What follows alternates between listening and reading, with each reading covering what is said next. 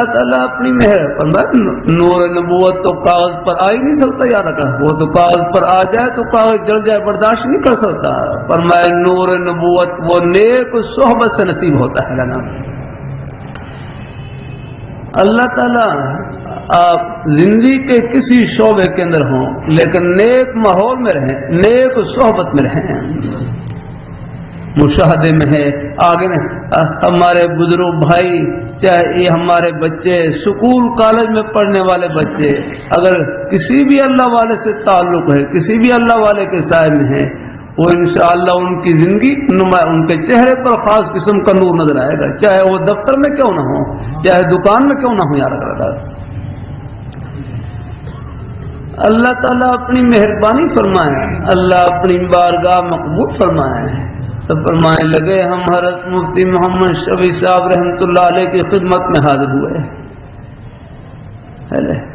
میں اپنا بتلا دیتا ہوں، ہمارے دائے جان مرحوم تھے، دائے جان مرحوم میوات پہلی زندگی بالکل اور تھی، یاد رکھنا، بالکل ہی یہ کانوں میں سونے کی بالیاں پہنے، اس قسم کا کوئی ہے، ان کا اپنا کوئی طور طریقہ تھا، یاد رکھا، وہ ہندوؤں والے رسم و رواج، یاد رکھا۔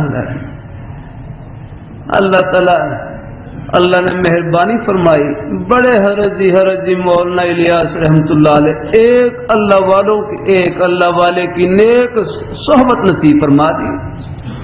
بس وہ جو کچھ پہلا جو طور طریقے تھے وہ سب ختم ہو گیا رقم۔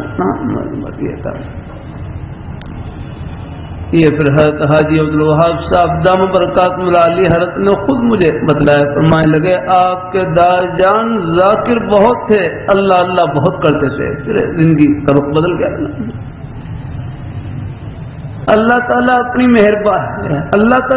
مہربانی فرمایا ہے۔ اللہ نیک یک زمانہ صحبت با اولیاء، میری دادی صاحبہ تھی، ان پر بھی طبیعت کے اوپر بہت نیکی کا اثر الحمدللہ، تہجد کی پابند جماعت، کوئی تبلیغی جماعت آ جاتی بس ان کی دعوت ضرور کرتی الحمدللہ۔